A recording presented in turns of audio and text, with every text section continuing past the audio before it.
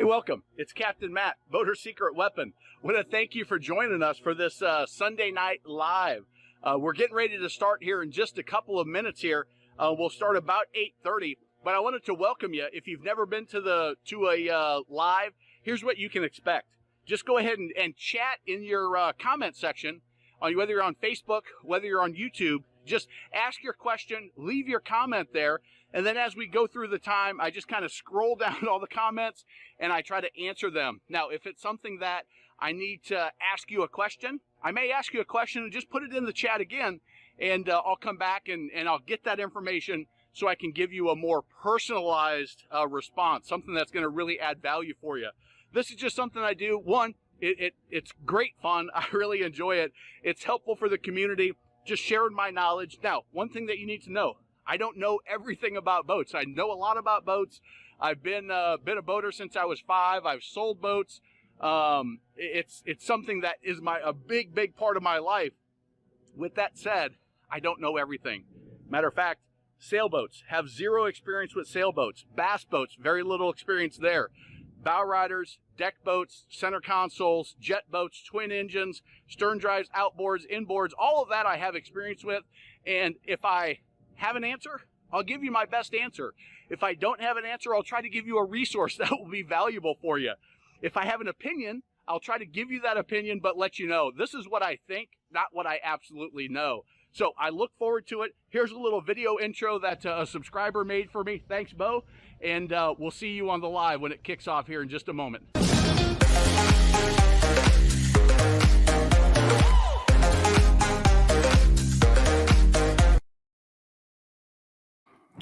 Welcome everybody.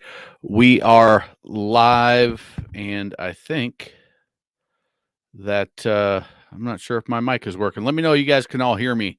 It is not lighting up like it usually does. So let me know that everything is coming through good, or if I've got a text issue. Welcome, Ray. Welcome, Jerry. Good to have you. We'll get to Ray's question there in just a little bit. Todd, welcome. And Bo, Saint, good to have you. Good to have you guys. Let's see. Loud and proud. All right. Good deal. Good deal. Good deal. So welcome, everybody. We've got another Sunday live. We are halfway through December, deep into December, Christmas right around the corner. So let's see. What's everybody got going on? We've got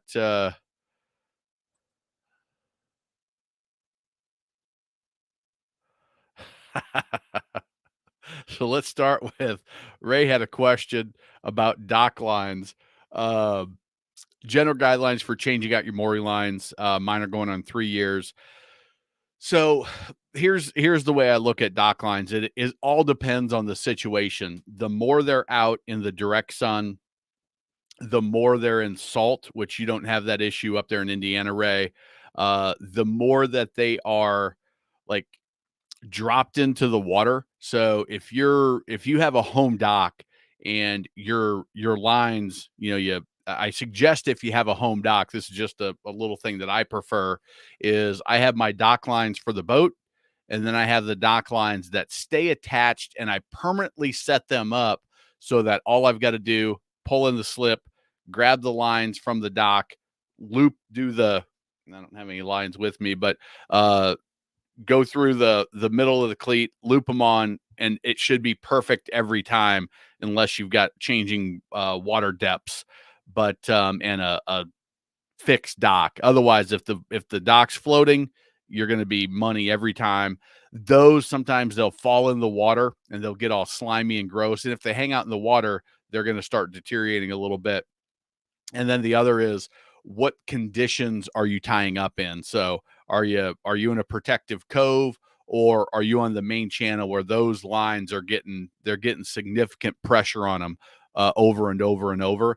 I would think, Ray, I don't know if you have a covered dock, but I would assume in your condo association you're probably covered. And I would think easily getting 5-7 years out of those lines. And with 3/8 on your 3/8 on your pontoon, you're probably in good shape for a long time.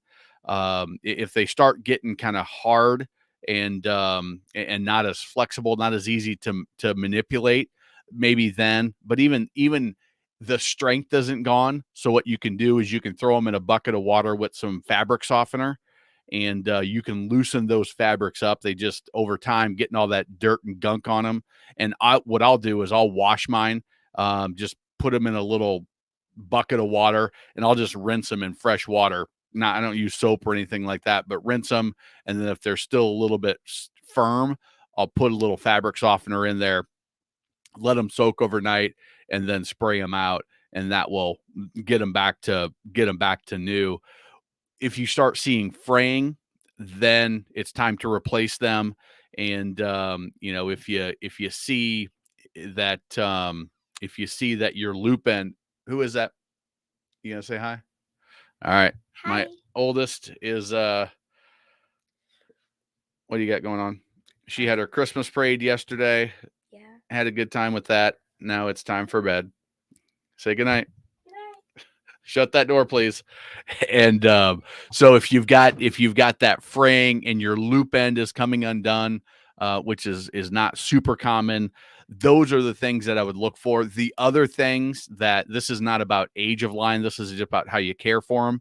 If they're all knotted up, if you've got knots that you can't get out of your lines, knots are the worst thing you can have in your line. It reduces the strength of it by about 50%.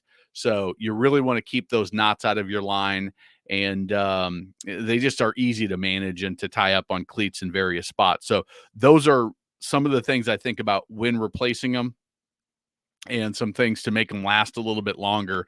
Keep them out of the sun, keep them out of the water. If they start to get a little bit hard, clean them off, soak them in water, get all that dirt and grime out of them, and then put a little fabric softener in there and just let them soak for a little bit.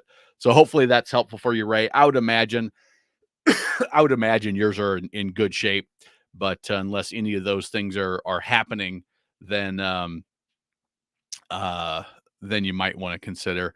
Or if you want to get some new ones, never a bad thing to have extra as well. Race to be number one. Good to have you guys. Let's see here. Getting some just chats in the comments. Always love that. Just here to nerd out about boats, new technology, see what others are up to. Try to mess with cheap pay liners. I was late to the party this week. Just got home from Philadelphia. Went up for the Army-Navy game. Oh, that's awesome. That sounds like a good time. As a Navy SEAL myself, found myself annoyed with the game. Heartbreaker at the end. Coach Ken lives around the corner. Oh, that's cool. Announced today they fired him. 25 years head coach since 2017.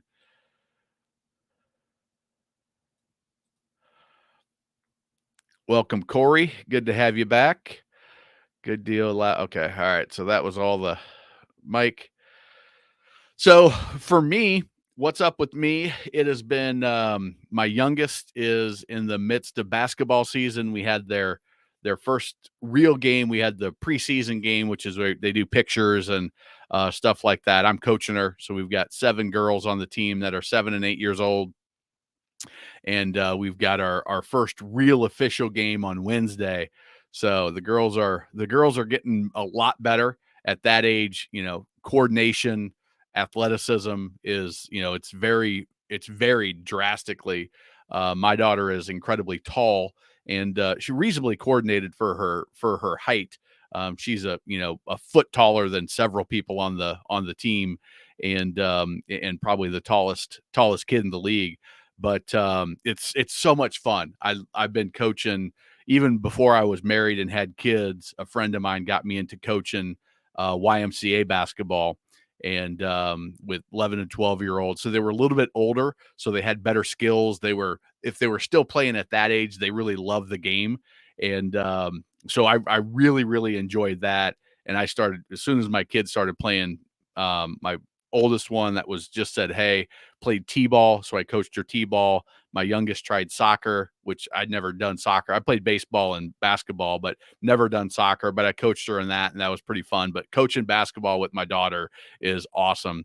And my oldest one, she's more of a dancer, so she's going to her cheer competitions and her dance recitals and things like that is more fun than I would have imagined. So we watched them cheer in or dance in the parade, and just doing Christmas type stuff. I think we're going to go. The Charlotte Knights have or the AAA team here in the Charlotte area. They've got a big winter holiday celebration, so that'll be kind of cool to do. They've got a sledding hill, ice skating rink, stuff like that. So that is family stuff is what I got. Question for a friend. Vintage Mercury outboard motors, the tall black ones, the Tower of Power. That's what we had on my let's see if I've got. So as I'm finishing up the book, and I was hoping it would be done by November, end of November. It is, I think, on its last round of editing, but we had that motor on. Let's see if I can find it.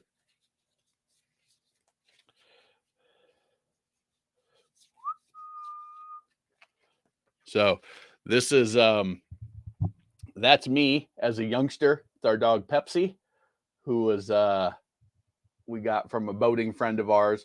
But that boat had 85 Mercury. It was probably a 74. The boat was a 74, I think.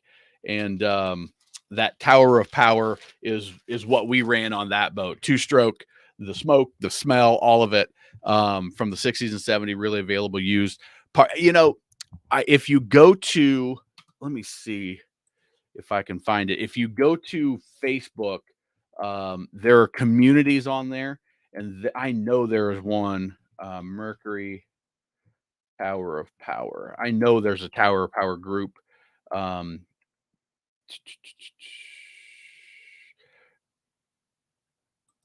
let me see. Yeah, so there's a group called Mercury Tower of Power. It's only got 71 people in it. But if he looks through there, he can get an idea. And there is also one that is, let me see if I can find the Mercury Inline 6 outboard fans, and that one's got 10,000 members. So that would be probably a good group for him to look into. I don't really know what the availability of parts are. I know that there is a group of people that love those engines, and I don't know what the availability of parts is on that one specifically, but I would tell them to check those Facebook groups. And this is Inline 6 Mercury outboard motor fans, and Facebook group from the 1957 Mark 75 Dockbuster to the 1500 XS Twister race motor, most popular outboard ever made. Yeah, that's going to be the place for him to check out. And it's probably this one right here. That's a little bit earlier. That might be in the 60s ish. And this one's in the late 70s, probably. This one might even be in the 50s, depending on. So yeah, that's where I would tell him to check, is in that group, and just ask around before he buys something or gets in something. I wish luck in that regards. Had enough to find force parts these days. Yeah, it's the force engines are tough, for sure. Might have found my next summer boat since I'm starting to get tired. No fish during the season. Starting to look at deck boats. All right. Yeah, it's, Bo has always been a proud supporter of the Cuddy cabin movement. Even though everybody else is moving in the other direction away from Cuddy cabins, Bo has always been heading towards them, and disappointed with the market. But deck boats, again, they're the Elements dual console, looking very cool. Yeah, those are nice, simple boats. They're just base, but like all Bayliners, you get a lot of boat for the money. You don't get a lot of extras. And I think in your area, you know exactly what you're getting, Bo. You've been around them enough that that I think that could be a nice setup for you. And with the fishing seats that they have available in I don't remember which one it is, but they've got those fishing options that you can move in and out.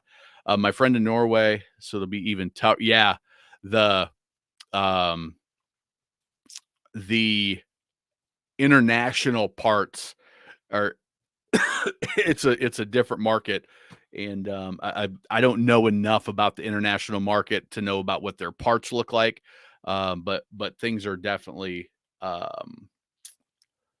more difficult overseas than here in the US because we have most of the aftermarket stuff is filters through the US.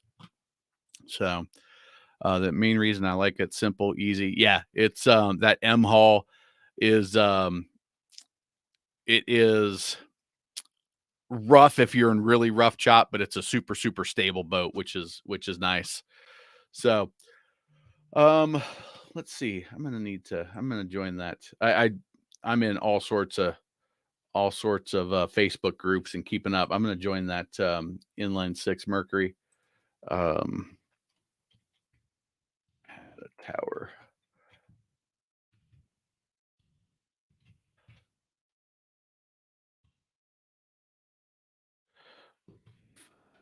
But let me know what everybody else is up to. If anybody's got anything, if anybody participated in a boat parade, I know we had ours up on Lake Norman that happened. A friend of mine. Let's see if I can pull up his pictures. A friend of mine posted a bunch. The new owner of the towboat US here in the Charlotte area. I'm not sure.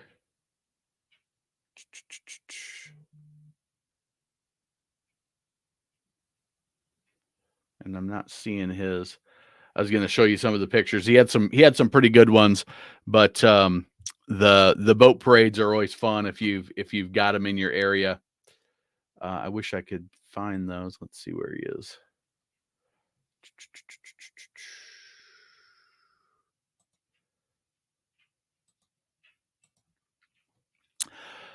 Um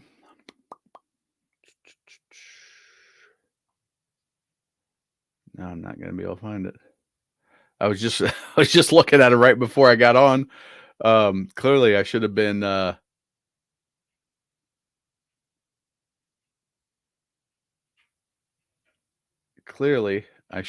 coming up with some topics to talk about. But throw in any of your conversations. Let's see here. Now, that's an hour-long video. You guys want to watch the Charlotte Boat Parade or the Lake Norman North Boat Parade? I got an hour video of that, but that's no good. All right, well, that's not going to happen.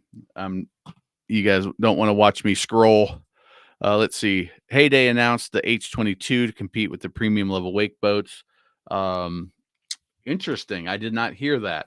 Let me pull up Heyday boats. Shred on.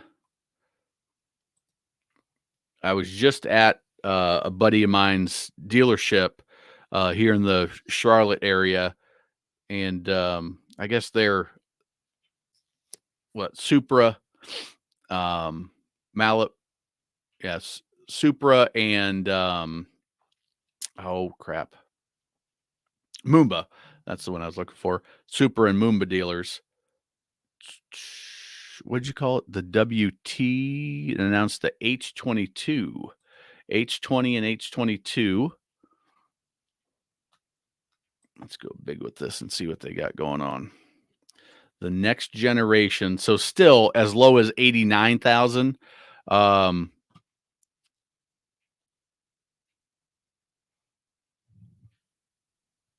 So that's still for a 22 under 100, well under 100 is is still, in my mind, on the value side. I wonder if this is the product that won. Build. Most standard features in its class, the H22 provides elevated styling, functionality. Let's see if they've got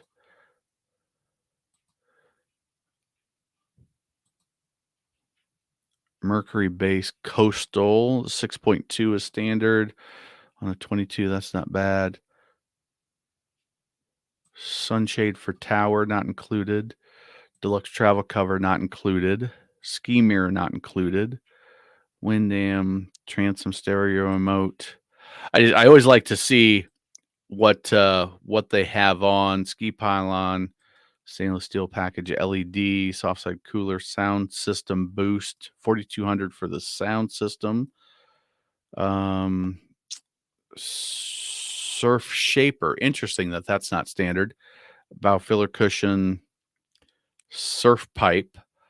Wow, that's interesting that surf pipe is not standard. I believe what that is the exhaust. It comes out, and instead of exhausting right at the transom, it has a pipe that comes down and runs that exhaust deep into the water, so it doesn't bubble out until it's behind the surfer. What they were finding is that carbon monoxide from the exhaust was, at times, if the wind was right, is that it was coming out right where the surfer was, in that pocket for the surfer. And so they started putting this surf pipe on. That's really interesting that that's not a standard feature, because with most other manufacturers, with most other manufacturers, that is standard. $3,800, the most expensive trailer. That's an upgrade. Tandem axle painted. Okay.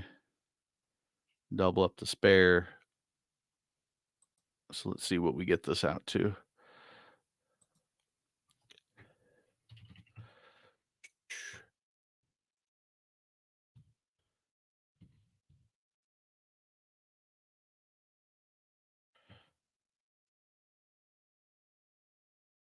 $107,564. Okay, so that's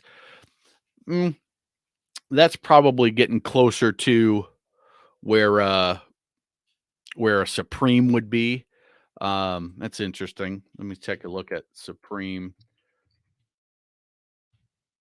boats. I see another question, Ricky. I'll get to you here in just a second.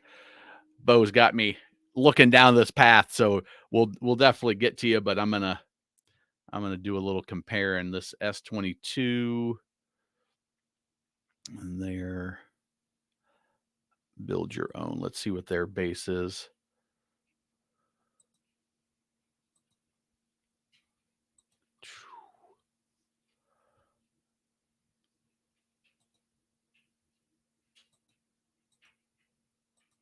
Okay. Upholstery. We're not gonna pick colors. Well, they are not going to give us it. It's really interesting that that they aren't putting pricing on. They're not putting pricing on there. Not even the base level. So, I mean, we can pick oh my goodness, that's an awful color. It's amazing what they let you do with these boats. They'll let you color them up any way you want. I don't know if I just didn't put enough in there, but they'll let you do some god awful things. If you're a green lover, there you go. This is the Hulk boat, but I still don't think we're going to get a price. Yeah. Don't ask me to build your boats for you. Okay. So I'm not going to be able to get a comparison. That 107, the Supreme, I'm guessing the Supreme is similar. It's, I haven't priced those for a while, but I'm guessing they're similar. Thanks. I'll dive into that a little bit more, because I didn't realize they had come out with that come out with that new model. All right, Ricky says, first, I'd like to say thanks, Cap and Matt, for all the info you give us. Was wondering what your thoughts were on Hydro Shield. You're very welcome, first of all. And I do not know what Hydro Shield is. I don't think. Shield. Is that the yes, okay, that's what I thought. Okay, so anytime you put something on your boat, it's gonna create some additional drag. Um, I wish I would give me a big picture. That's what I'm looking for here. Why aren't you giving me a big picture? So it's a skeg guard hydrofoil. So it's a hydrofin that is going to mount to the skeg. I'm not a huge fan of mounting things to the skeg unless you have to, because if you don't do it properly, and you drill into that metal, you can start a micro crack, and then you can have problems down the line with the skeg breaking off. So you just got to make sure that you're using the right drill bits and you do that properly. Now it's $150. It's going to protect. They they promote it as it's protecting your propeller, because you're gonna if you hit something, it's gonna hit the bottom of this. I wish I could. There we go. That's what I'm looking for. Go big. So if you hit a rock or a stump or something, it's gonna sort of glance off this before it's tearing up your prop. But they're also saying, hey, don't worry about the extra drag, which is anytime you put something extra in the water, it's going to create more drag. But because it has that whale tail like shape to it, it's going to work as a hydrofoil and it's actually going to improve your performance. Ricky, I have never run one of these. So I can't tell you what the end result in. My gut would tell me, yeah, it's gonna give you a little bit of lift on the transom of the boat as you trim it. What's it gonna do? I don't know. Um, I am also of the belief that this is my belief on a lot of things is I don't love a lot of aftermarket products that are designed to increase performance, um, unless you absolutely positively aren't getting enough out of your boat. And not I the people that do these things and they wanna get an extra 3 miles an hour out of their boat, but their boat already runs pretty good. It already gets up on plane in a reasonable amount of time. It already runs well. Usually, they're disappointed. The folks that their boats just it won't get up on plane with the weight they put in it. It doesn't do the speeds that they absolutely have to have, not wanna have, but absolutely have to have. Okay, you can try these things. Again, my experience has been the whale tails, things like that, that it's typically not going to do the trick. Now, the hydrofoil technology, I've run the hydrofin. I've got another guy that's got a pontoon competitor to the hydrofin. He's trying to get me to endorse his product, and I'm not. I haven't seen it yet, and I'm not 100% sold on his company. But I know the hydrofoil technology works, but I also know a lot of people are claiming hydrofoil results without the precision of building a precise hydrofoil. And because of the different boat styles, this is a one size fits all. That tells me that okay, on some boats it may work out really well, on others it might not do enough. So I think that comes into play a little bit, because it's a precision. The hydrofoil, the hydrofin is very much a precision thing. If you don't get the angle right, if you don't get the cuts right, if you don't get the hydrodynamics right, it's not going to do what you want it to do, or it's not going to do it as much. So I'm always skeptical of that. It's like the this prop guard.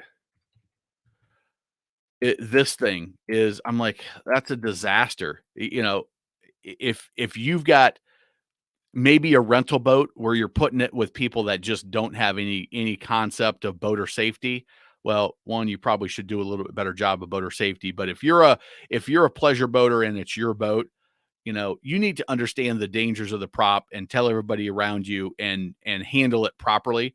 This is going to kill performance, and there's a lot of other things that are going to be detrimental with it.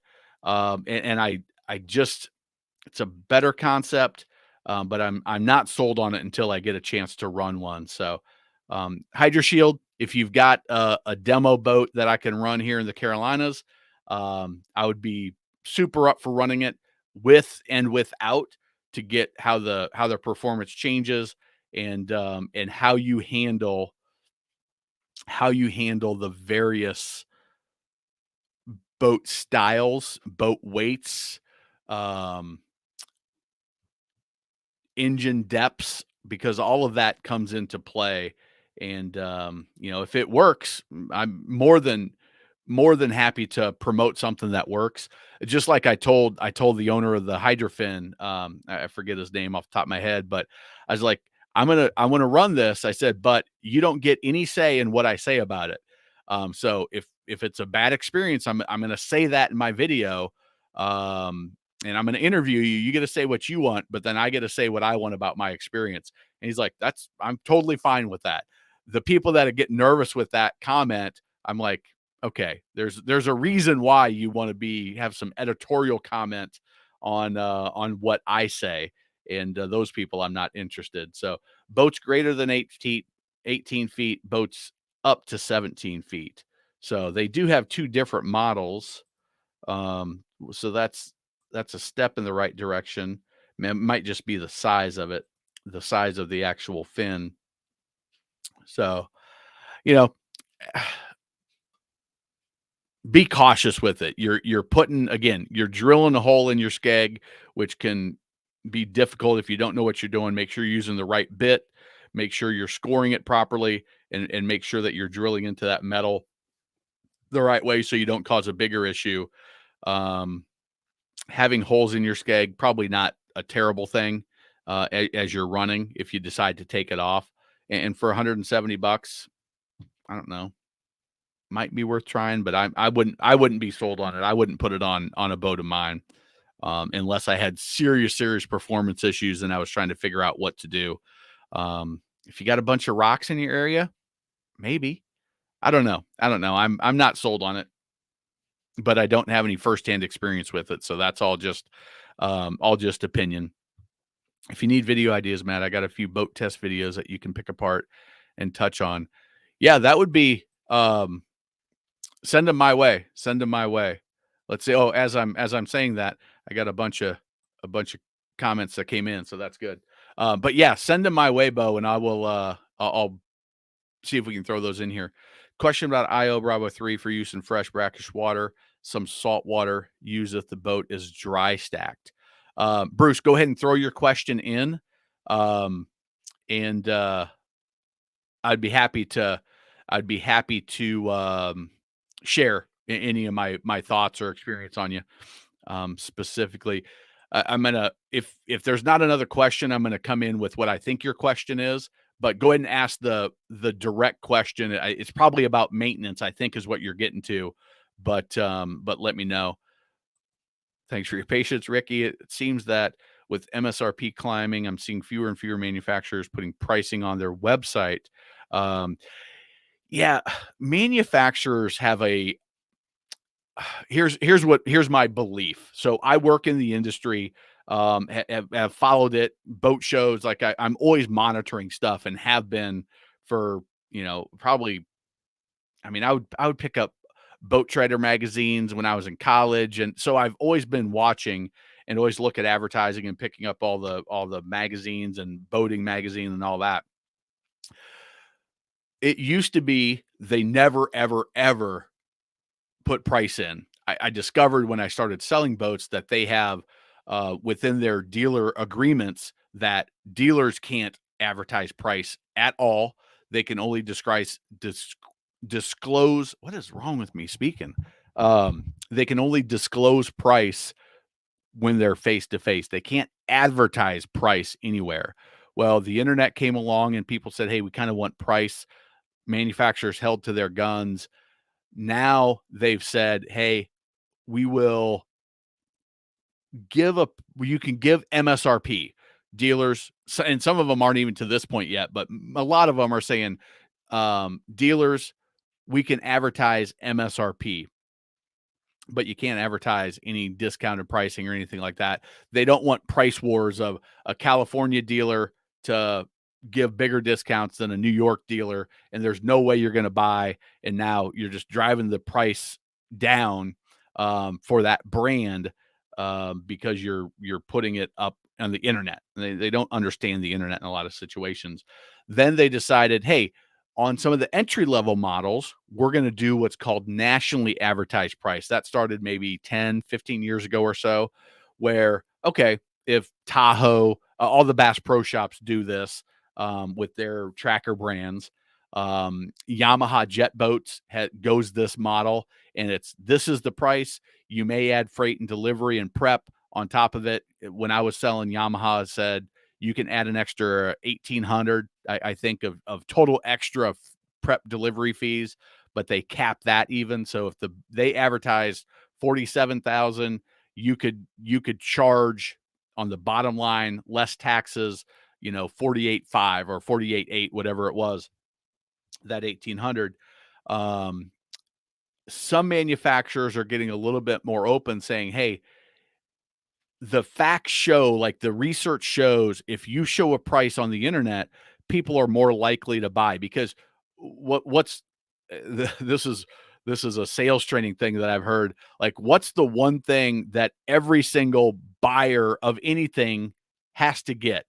Well, at some point they have to get the price, otherwise they're not going to buy, right? So why are you so scared of disclosing your price? Do you think the value's not there?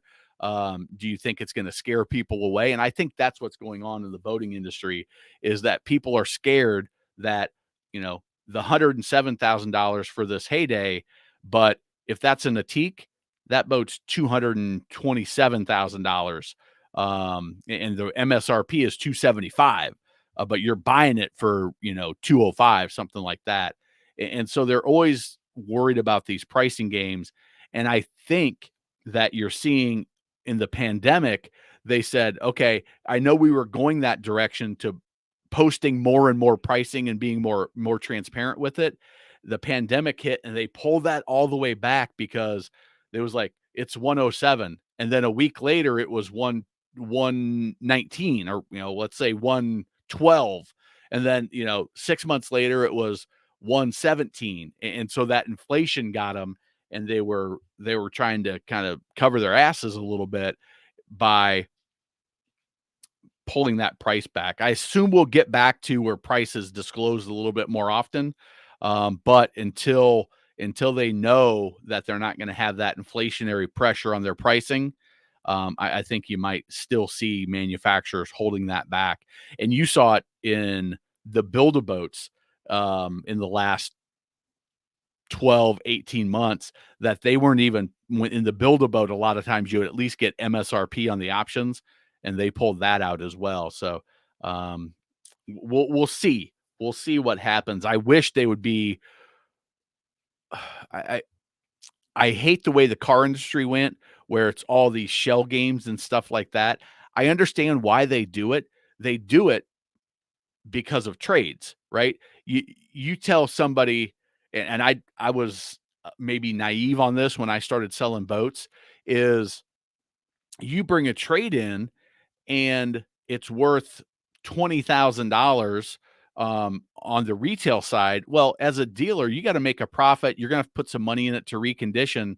So you might give them 12, right? You're going to put $2,000 in it, and then you're going to make your margin. You're going to list it for 20. You're going to sell it for 18. You make $6,000. Reasonable, right? Well, I was under the impression that, hey, this is what it is. I'm just going to show you the 12,000 and make you, our boat's worth this. We're going to discount it. This boat was worth 12. We're going to sell it for 18. We're going to put 2,000 in it, and everything's going to be fine. What I found was people love their boats, and it was never worth as much to us as the value that they saw. And I early on in my selling, I lost a lot of deals because people got like, oh, but they're going to give me $5,000 more. The reality was they weren't. They were just shell gaming the numbers, discounting the boat 5,000 less than I was discounting that extra $5,000 and showing 12. They were discounting that not as much, $5,000, not as much. And they were saying, oh, it's not worth 12. It's worth 17. Okay, I can see 17. You sell it for 20. I'm happy with that. And that's why they do it, is because the reality is you will lose deals over and over if you show that lower value and you don't the ACV. I talk about it in my pricing video that's on the channel. The actual cash value to the dealer, if you show that as a trade value to the consumer, you're not going to get very many trades in because they're going to be offended. If you show ACV plus whatever amount and discount less on the new boat, then you're gonna get more transactions. I don't feel like I'm explaining that very well, but hopefully that math makes sense. And let me see the video is, if you're interested in trading in that math, I walk through it more clearly in this video right here, Insider Secrets to Trading Your Boat. I walk through that actual cash value. If you're in the car industry, you know this, the ACV. And the bottom line is, it doesn't matter what those numbers are. The bottom line comes out the same, whether I show you 12 and discount the extra $5,000 or show you 17 and don't discount that extra $5,000. The bottom line is going to be the same, but you feel better when you get 17 for your boat and this other guy is going to only give you 12. You feel disrespected at 12. You feel great at 17, but it's the same reality as you're getting the same amount for your boat. So it was an interesting psychological thing that I discovered when I was selling that I didn't realize. Brunswick's brands still post their pricing, not Thunderjet. Find it odd, most don't. Yeah, I mean, you got to. I think you should give something, and yeah, it seems for a consumer, if you're not getting that information, it seems like they're hiding something or scared of their pricing or don't feel that the value is there. Hey, who is that? I think that was my wife checking in. Sportsman still has their price online right now, but with the 4% increase every quarter, how much longer that price? Yeah, and that's Brock. That's exactly right. Is when you're bumping your price up in every year, every model year. Okay, it's a 2022. Now it's a 2023. It's more expensive. But when it's a 2023 in Q1, 2023 in Q2, and it goes up, I priced my boat out in January at the boat show, and it comes out to 107, whatever that heyday was. And then I come back to actually buy that boat in April or May. And now the base price of that boat is 111. Wait a second. It's still a 2023. And now I'm not going to buy. So there, again, that psychology, for good or bad, that's the way people think. And it, as a business that's in it to make money, you've got to make those decisions that's going to help you sell. And sometimes it doesn't match up with what consumers want. But I wish there was more openness about pricing and less shell games. But again, I understand it. And it's just a matter of how, it's kind of the devil's in the details of how do they actually handle it? How do they actually disclose and price as configured? Let's see what that price reflects. This is so I'm reading the little asterisks here, right? See what the small print says. Factory installed price shown. Commodity surcharge $500 will apply. All price U.S. dollars. Apply participating dealer U.S. Canada only. Does not include dealer freight prep, tariffs, taxes, registration, Price listed are intended only for a guideline subject to change. That's directly related to what Brock and Jerry were saying.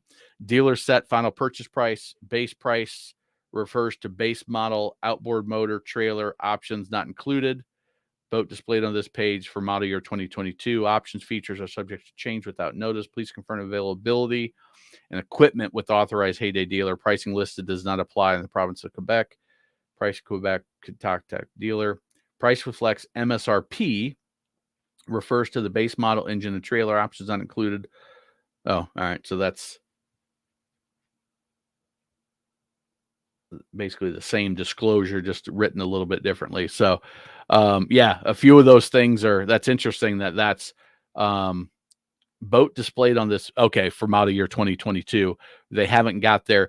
That's the other thing that's with the technology, especially with the wake boats and the pontoons, is there's so many different options. It takes them a long time to get all this technology switched from one model year to the other. And, the the blue color is slightly different, or their interior changes a little bit with the striping and details is, that's caused problems too for people shopping. Seems sketchy to drill into perfectly good skeg. Just, yeah, I'm with you. And yeah, Ricky, I saw that, that you agreed as well. It's, I, any, I'm a believer. I think I started to say this, but then I paused.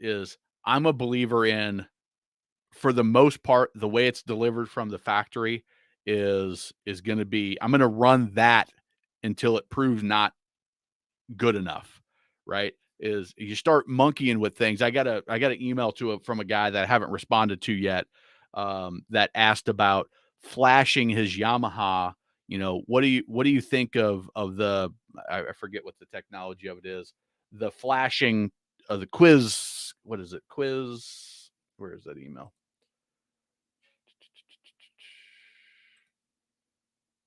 Bradley Bryan. Maybe it was an email. Maybe it was a comment on the channel. But anyway, what do you think about flashing the engine to get more horsepower out of it? Well, I think that other than the engines that you're a 175 or it's a 150, and they run that same block at the 175, is if you don't do everything exactly right, you're going to shorten the lifespan of your engine. Now, if you got the right software, everything is flashing properly and it's proven, that's one thing. But anytime you start monkeying with the base, the way it's delivered from the factory, you're likely going to be shortening the lifespan of it and having more issues down the line. That's just that. I don't know that that's factual, but that's my personal belief on those types of things. And it's the same thing with the gear, adding different things. Is usually you start adding stuff after market, and if it's permanently attached, it's usually going to make things more difficult down the line. The shark hide on pontoons, it's great for a period of time, but at some point you're going to have to put a crap load of work in to remove it. And if you don't, it's going to look disgusting and awful.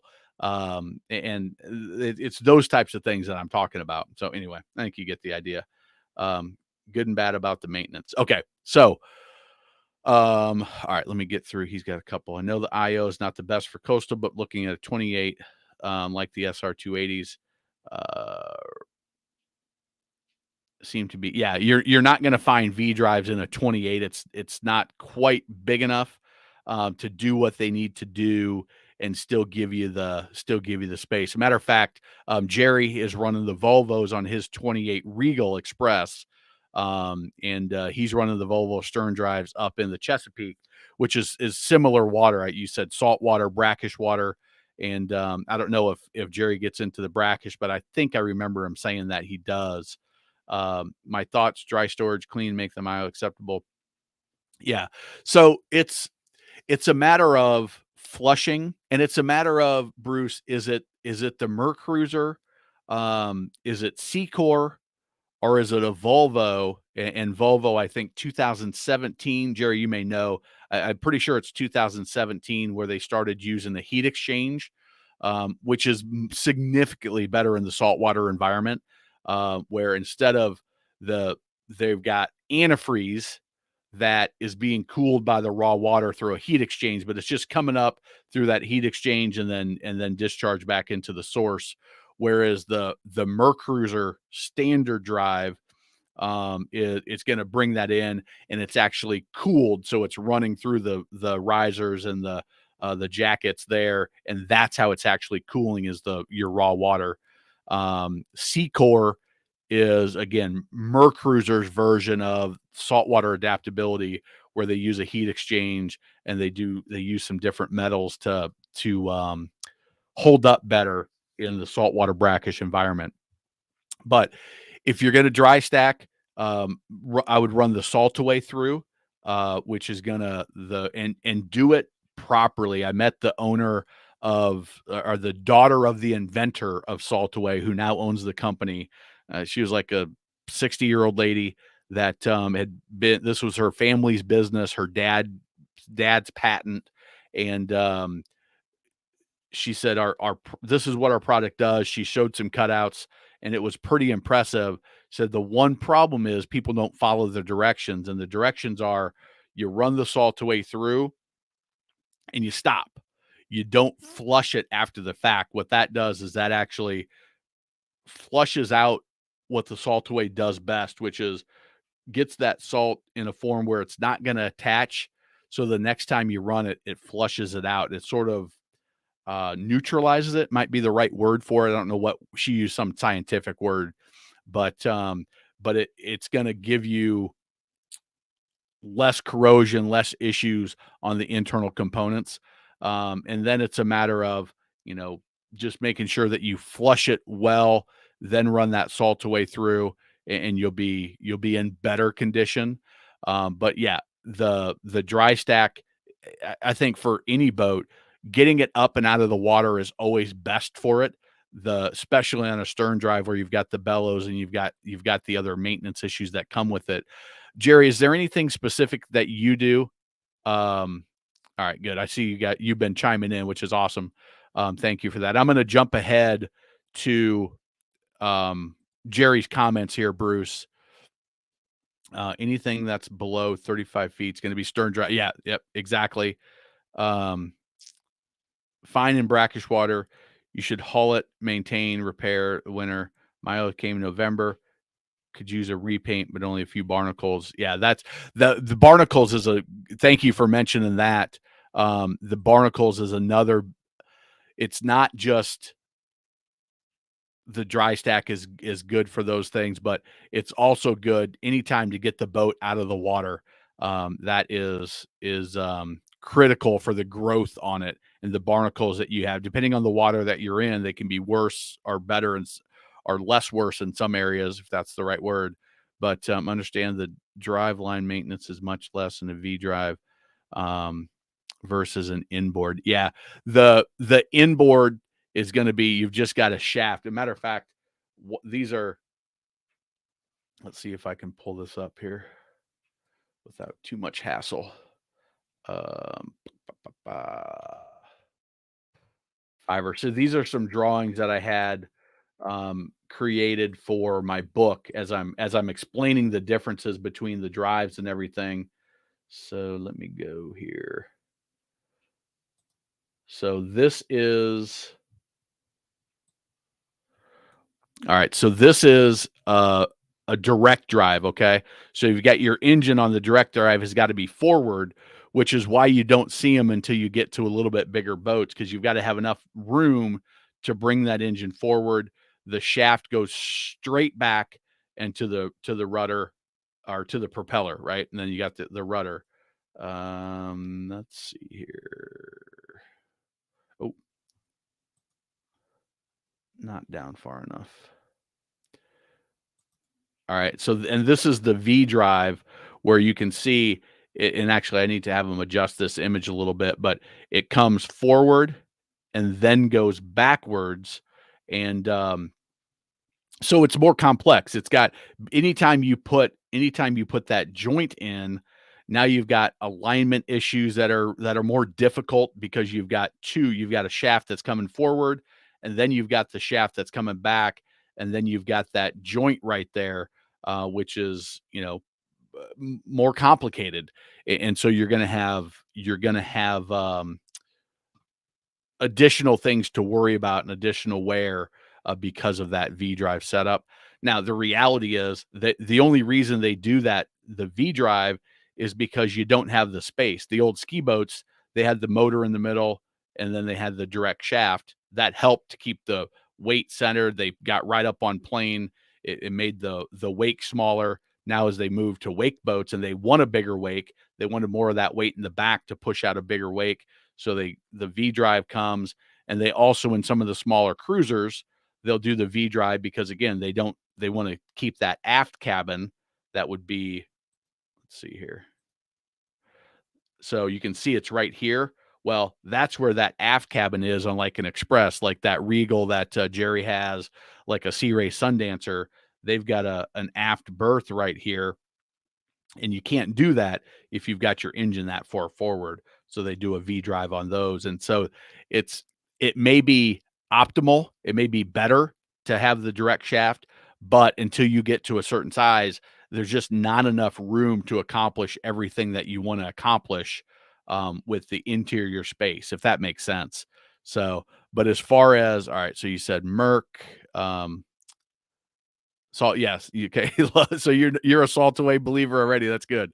That's good. So all right. So hopefully that was helpful. And yes, I would say if you can stack it and you have that option, that it's going to be the best way to go. Just make sure that you're doing your flush on the wash rack before they stack you, or however your marina does it. Make sure that you're religious about getting that done every time before you get it put away. The one thing you lose with that is if you do like to overnight at the dock and you like to have the social aspect of, and Jerry, I don't know if this is, if you enjoy this part of it, or you have it at your marina, but there's a big social community on a lot of docks of people that weekend there, and they come back and they sleep on the dock, or they sleep on their boat tied up to the dock, because it's like a little community of their best boating friends, right? And so you do lose on that a little bit, but it is easier on the boat, and the maintenance is better for the boat all the way around for a lot of reasons that we've talked about. So all right. I feel like I'm not speaking very concisely tonight. I feel like I'm rambling a little more than usual. So sorry about that. More transparency and Trice would be nice. Yeah, I would agree. Yeah, definitely don't hold your breath. Although I will say what was very interesting. Now, Yamaha did it on their jet boats, and they still do it to this day. And I think that's one of the reasons why they really dominated market share, and they grew that jet boat segment a lot, is because it was for, you know, geared more towards first time boat buyers, and I think they still do it. Um, Boats, I know they really had a hard time during the pandemic with they really had a hard time with the pandemic with supply chain issues and not being able to meet demand. But yeah, starting at 35,599, and then I'm sure they've got their pricing disclaimer about dealer prep and delivery. Yeah, so they're putting it out there, and I think that's one of the reasons that allowed them to grab up so much market share and take up so much of the stern drive um, piece of the business. Yeah, they've got the nice swim platform. Yeah, they've got the safety factor. But I think for first time boaters coming in, I think this, oh, okay, that boat's 35,600. Um, and then, you had to add that. For me, it was 1,800 that we added on. And, you explain that. Okay, that makes sense. I'm not happy about it, but it makes sense. They go and they read the small print, everything matches up, and they feel like, okay, I'm not getting taken advantage of. This boat has everything. They also did a very smart thing, I think, which is they packaged their boats up. So your SX 190, that's starting at that. But really, when you build the boat, there's not a whole lot of choices. You got sapphire, you got white, and then you can add accessories, which are not options, but You want a fender pack and life jackets? You want an anchor and anchor road? You want dock lines? Do you want some flush hoses? You want a jump pack? That's what you can add to the boat. But the boat's 35,600, and I think they did an outstanding job with that model, and they made it as simple as possible, not confusing at all for a first time boater that was already overwhelmed by all the choices. They could make one choice and say, I want a jet boat. And then the next choice is, what length do I want? And the next choice is, what color do I want? And boom, that boat shows up, and it's right in the price point that they expected. There's no is MSRP. How much can I negotiate? They discounted it $5,000. Is that a lot? Is that a little? Is that a good deal? Is that a bad deal? Am I getting taken advantage of? And I really think that helped them. And I don't know. I don't know if more people will follow suit with that or not. But anything okay below? Let's catch up on my kind of jumped around here a little bit. Bruce, being dry stack will definitely help longevity. Many stories about drive repairs, boats that are in the wet slip. Yeah, you really have to be cautious of it. And like Jerry said, he's already got to sand and paint his drive. Jerry, I don't know. You put your boat in, you said somewhere, came out in November. Is if it's feasible, if you could pull your boat in July, like mid to late July, as the water gets warmer, that's when the growth starts happening. And maybe pulling it maybe even late July. I don't know when the water temperature gets to its kind of summer temp. But get it to its summer temp, and then maybe a couple weeks at that, pull it, get those barnacles scraped, get it cleaned off, touch up any paint that needs to be touched up, and keep diligent on touching that paint up. Check those anodes, make sure that there's no issues there. If you've got electrolysis in the water, maybe get you one of those anode fish that you can hang in your slip so it adds even a higher level of protection than just the anodes.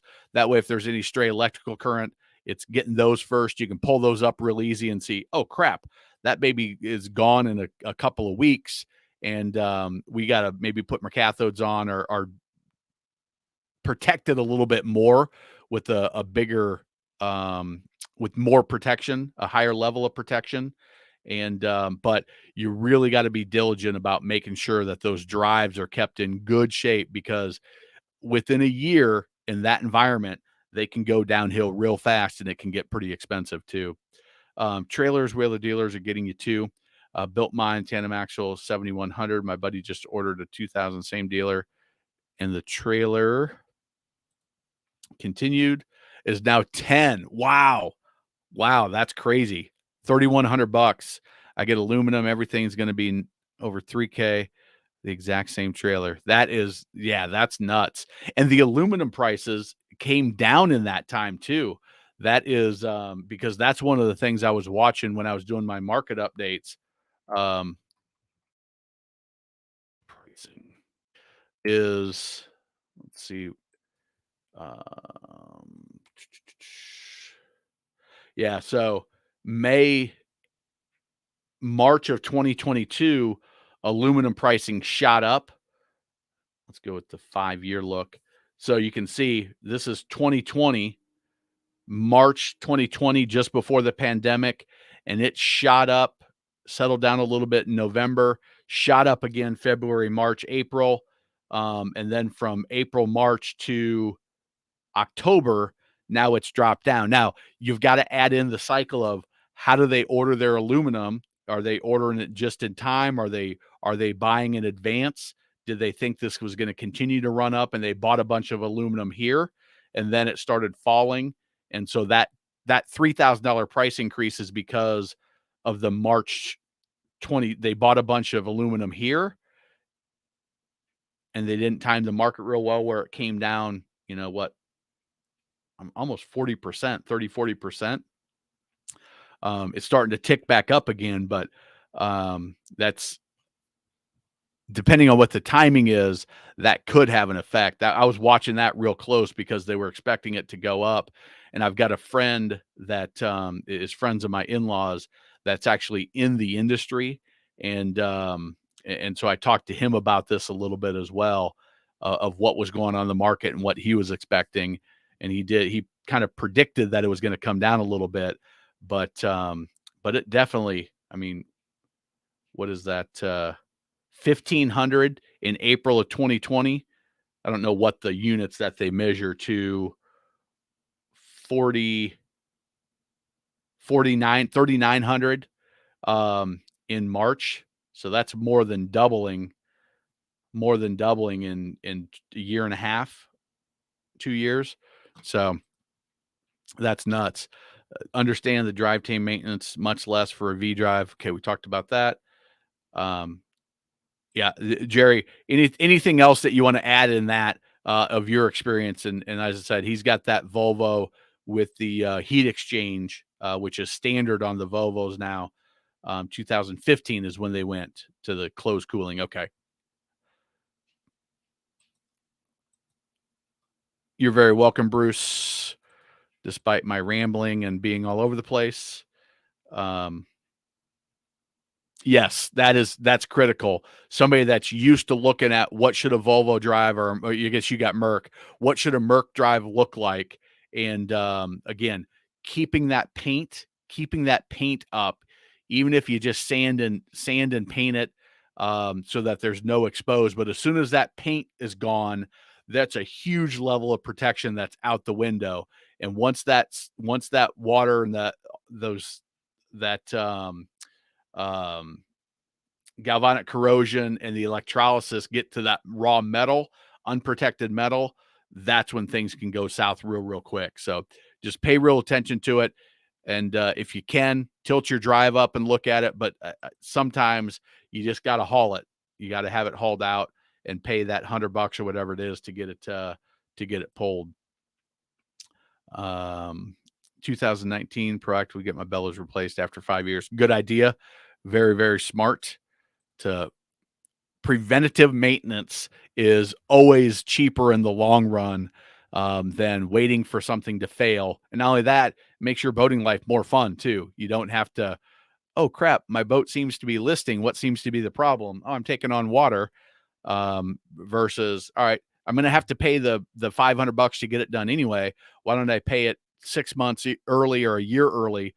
And then I never have to worry about that emergency situation or losing boating time. I definitely enjoy the social aspect. They call me the mayor. Every marina that I've ever been to has a mayor, like an unofficial mayor of the marina that is either personally appointed or just all of a sudden that's your nickname. That's the name. And there's always some good nicknames on the docks too, I found. That's why we're going smaller boat. Okay. My marina has a number of social communities. My dock has a transient slip, so it's fun to see folks coming and going. Yeah, because you got a lot of people there's a lot of places to go up on the Chesapeake that you can, a lot of cool waterfront communities. You've got big ones like Baltimore and Annapolis and stuff like that. But from what I understand, there's also some really cool small fishing villages, towns might be the right word, that are pretty cool to check out. Really noticed huge jump in trailer prices this year. Well, that like I just showed especially aluminum. I don't know if all metal hit those.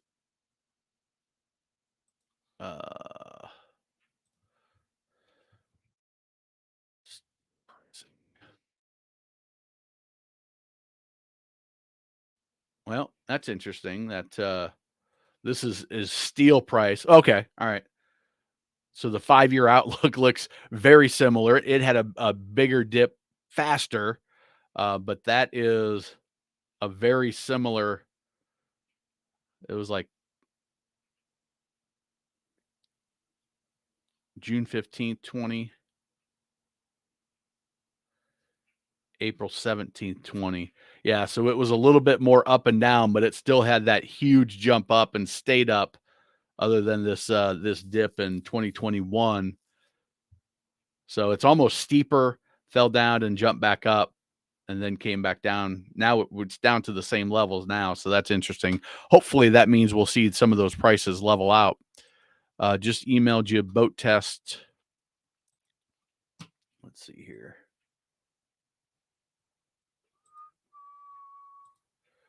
All right, YouTube, Element, Sundeck, Heyday. We're going to go with, since you are, I'm going to queue up this boat test one here.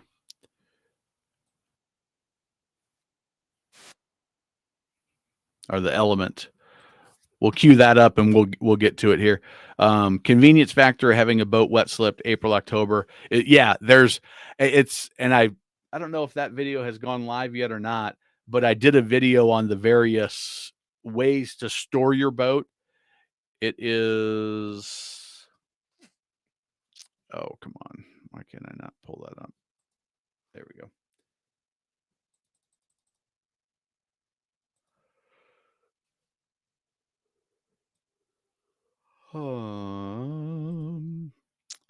Yeah, best way to store your boat during the season. And I talk about different aspects of it. I need to make better images so that people are finding this new style of video that I've been trying to step up my looks a little bit and put a little bit more production value into the content. So I need to get better at my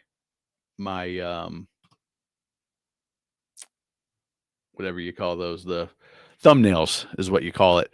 So, all right. I'd love to live a cabin boat. Fortunately, no marinas around me. Yeah, and especially with if you're a true live aboard, a lot of marinas will maybe try to look the other way if you don't use too many services and you're by yourself. But when you have a whole family living on a boat, there's a lot of them that they don't have the infrastructure to support it. My Bass Club gave me the name Slot Machine after past 2 years fishing with them. I like that, Slot Machine. I love a good nickname. I had a buddy of mine, Wordy, in college, and he was the best. Everybody had a nickname that he met. He was his nicknames were so good. I always enjoyed. I'm not that creative or that funny, but man, he did it. Come fish with me. My marina doesn't allow liveaboards, but I know at least 2 folks adjacent docks to me that live aboard. Yeah, that's if you're a single person, you can pull that off a little bit easier than if you're a whole family living aboard. You know, I'm just at my boat a lot, and you know, you don't use too much. You're not filling up the head all the time or in and out of the boathouse if they've got showers up there. But yeah, there's a lot of folks that do that. I know even on the freshwater lakes, freshwater marinas especially, where it's just they don't have the capacity to have people there all the time. They're usually on septic systems and things like that. Be awesome. Only been out of the West. I told my wife if something ever happens and I'm a single man that I will probably be living on a boat. But she's cool enough that she's agreed to that as we get the kids a little bit older, that we probably not do the loop, but do segments of the loop at a time. You know, maybe 3 months at a time and do different fun runs up and down the East Coast, or maybe up the Mississippi or over through the Great Lakes or something like that, and just do some adventure runs. She's not totally on board for the full-time live aboard, sell the house, sell all the stuff, but she is adventurous enough to do long stints, so that's pretty good. Size of the marina, the issue. Yeah, here's the biggest reason is most live aboard boats don't leave because that's where you're living. Taking it out is very disruptive because now you've got to batten everything down. You've got to make sure that you got to disconnect all the shore power, and when you're living on the boat, you kind of want things situated, and you want the water hookups and the electrical hookups. It's all more permanent. And so what they found is that, and a lot of insurance companies won't touch true live aboard boats as well, unless they haul out and they prove that um, they got to give a survey, and they prove that they're seaworthy and operational. Because otherwise what happens is you have that boat sitting there for 3 years. They never haul it. It never runs anywhere. The bilge pumps are broken down. The engines don't run. You get growth and corrosion. The bellows get rotted. Something happens, and now that boat sinks at the dock because of it was treated as a home and it wasn't treated as a boat. And so marinas have like, hey, we can't have it's you have a boat sink at a marina. I was doing some work for a marina that's hour and a half from here, and they had a houseboat sink, and that's incredibly disruptive because now you've got fuel in the water, you've got oil in the water, you've got a danger, you've got electrical components potentially, you've got batteries submerged, you've got refrigerators submerged, who knows what else they have on there, and now you've got an environmental issue. And if the most of the time the owner that has that, they may not have the financial capabilities to have the boat raised, that environmental cleanup. They may not have the proper insurance a lot of times because they're not supposed to be doing it. Their insurance doesn't know they're doing it, and now the marina gets stuck with the cleanup fee, and the marina has to raise it themselves or hire Ceto or Boat US to come in and salvage it, haul it out, and there's a lot that goes to it, and it's I'll say not uncommon for that to happen, and the liveaboards that don't move and don't get run that is why everybody's a little nervous about it. As a matter of fact, can't imagine winter. Yeah. Yeah, getting up and leaving it in the middle of the night with snow on the dock where it's a little bit slick, it's a little bit more excitement to your comings and goings in the wintertime, and just cold. But I know a lot of people, the for my US Boat Expo, I interviewed a friend of mine, Jim and Stephanie Palmer, that they ran up and down the East Coast for 5 years in a 50-foot Carver motor yacht. And they were, one of the things they said is, you've got to make sure that you distinguish that you're a full-time cruiser. You're not a live aboard, you're a full-time cruiser, because in the world of insurance and finance and marinas, full-time cruisers are awesome. They're out in their boats, they're running, they're maintained as a boat. But when you say you're live aboard, then it's your boat's not very well maintained as a boat. It's like more likely to sink. But the full-time cruisers they love because they know they're keeping those boats up. And what they did is they were up in the Chesapeake. They had a daughter that's up in Maine, so went up there sometimes. And then in the winter, then they headed south and went down somewhere in Florida. Is where they usually ended up. If you ever do your heater, very cold and very choppy. Yeah, there's that water gets. I've been up in like near the San Juan Islands in it was probably January maybe, and yeah, it just looks cold. And then I stayed on the boat of a buddy of mine, Lou's, and a beautiful, beautiful boat. But we just slept on it that night, and I was like, man, it was cold and windy, and it was rough out there. I don't know the marina rules. We have about 250 slips, folks who live on their boats, both retired and single guys. Yep, that sounds right. Retired from a pizza place at 19. There you go. That counts. That counts for sure.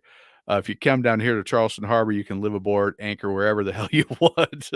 Took out a cruise last night, boat parade that was anchored right inside the channel that the boat parade was running. Yeah, that's a weird world where you can, it's I don't know what the word for it is, but public waters.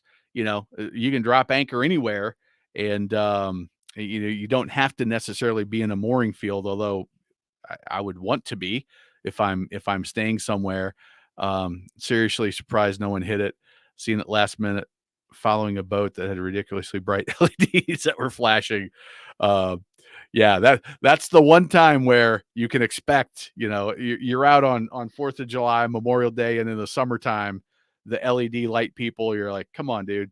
The Christmas boat parade, it's decorating the boat is part of the fun. So um yeah, that's funny. Um yeah, I've heard, and from what I understand, a lot of times it's sailboaters that they're trying to be as living and doing that lifestyle as inexpensively and possible, and sometimes they put themselves in the worst possible position for everybody else. So, all right, we're gonna do Bo's video here, and 4 minutes.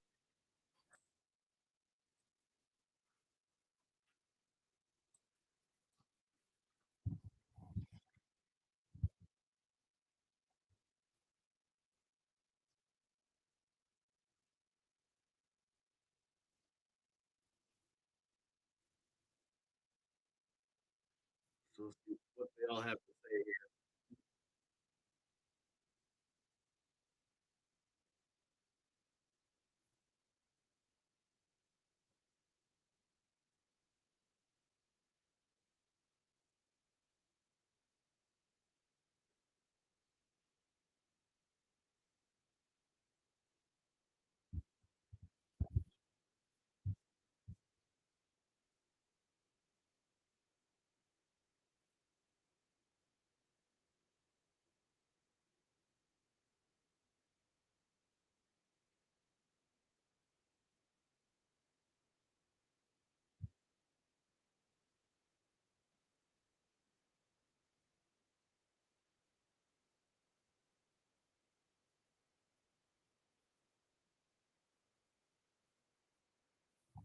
All right. So I think everybody gets the idea. Good night, Jerry. Have a good one. And we're gonna wrap up here too pretty quick.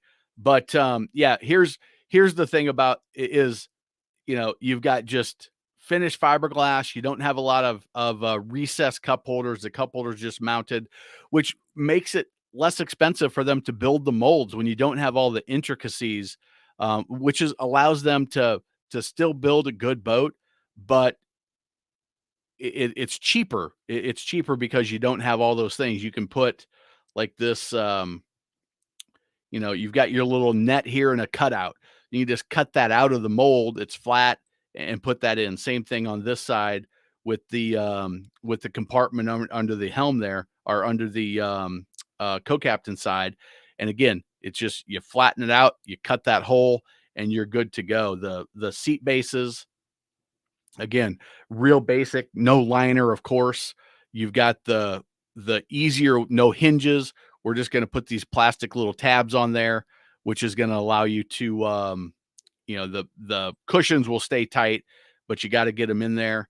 And it's a you have little things like this where the drain is, you're going to get water puddling there because it's not recessed down as much, like you would on a little bit more expensive boat. But what you do have is a 21-foot boat with a crap load of seating. It's a bunch of space, and that's what you get with Bayliners and a lot of the value brands is you get a lot of boat for the money. And it's still, it's a decent looking boat. I'm not a huge fan of the round part on boats. I like the sharp V. I don't like the pickle forks as much either. But it's a decent looking boat. You can see that shear line's real basic. Again, easier to build. You don't have to have quite the level of precision of a shear line like Chaparral or Sea Ray, where it's going to cut down or it's going to roll down like the Cobalts and the Regals and things like that. Just it's straight across, boom, match it up, put the screws in, and you're ready to go. Um, and if you look at the bimini poles that you can't see from this video, I just know this from inspecting these, is they're a little bit thinner, but the reality is it's still going to do what you need it to do. And this is where that M Hall design You've got a decent amount of dead rise, but it's almost like you got pontoons, really. It's almost like you got a catamaran with the V-hull that's going to cut the chop, and it's not just wide open. It's going to be okay, but it's in real rough water. You're going to feel it because of the. Let's see if I can. I don't know if you'll be able to see, because that entry right there. It's not quite a tri-hull like they had back in the day, like that the boat I showed you, our Larson.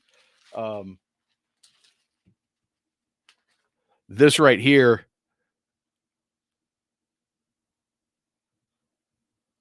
Where is my? There we go.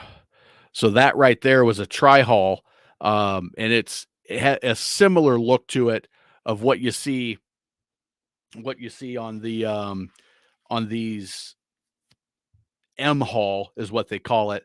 But man, you hit that chop and it pounded, it smacked. It didn't have that on the older tri-hulls. It didn't have that M in the back, which softens it up a little bit. But it's still you're still gonna feel it in real rough chop. And the helm, nice and basic. You can see, you've got a tack, you've got a speedometer, depth finder, and a fuel gauge. So you don't have all the, no glass cockpit. He's mentioned they've got the windshield version, but just real simple, real basic, not a lot of intricacies. Again, that if you want it for aesthetics, that's fine, but intricacies and recessed cup holders and LED lights and extra gauges, if you're just wanting to get on the water, it's not going to impact your fun that much. It's going to impact if you need your ego stroked of having the nicest boat. But for just getting out and having fun, I think I think that's where the value brands shine. And Bayliner being a part of the Brunswick company, they get all the advantages of having the technology and the economies of scale, having the engine manufacturer in-house, that they can build a little bit nicer boat. And I would say the Bayliner goes above the Tahoe even there. If you looked at them, if you compared the Tahoe 2150, I think it is, to this Element, it would be very, very similar in looks. But I think Bayliner wins in the head-to-head matchup in quality. So, and typically in the dealer as well, because the dealer is going to be a full service dealer that offers Bayliner, whereas a lot of the Tahoe tracker products are offered through the Bass Pro Cabela's world. And I would prefer to have a independent tracker dealer. I think you'd probably in most situations get a better experience. That's probably generalizing a little too much, but anyway, so thanks, Bo, for sending that, for a little content to add in, and go through that. It is, I've met this guy at an industry event. He has got, oh shoot, he's got a TV show that they do, but I can't think of what his name is.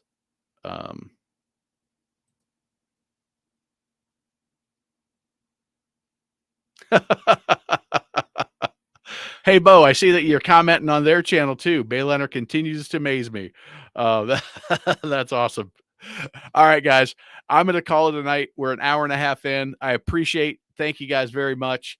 Here's what I'm going to do next Sunday, the 18th.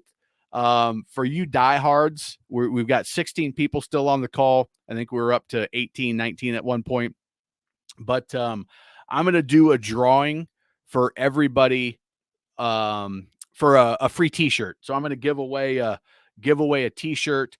If you haven't bought a program, I'll do a drawing. Whoever wins, they can pick either a training program, but I think most of you guys you've got that part of it down, or you've invested in the program already, and I'll give you a t-shirt. So just to say thank you guys for being supporters and for being involved. Very much appreciated. So when you log into next week's live, everybody make a comment, and that's how I'll put all your names down on a pad and just do a quick drawing for you. So thanks, guys, and Merry Christmas. Well, almost Merry Christmas. We got another live before it's real Christmas time, and it looks like Sunday the 25th. So we'll probably skip Christmas Day live. I don't know that I can compete with Santa Claus. So, all right, thanks everybody. Have a great night.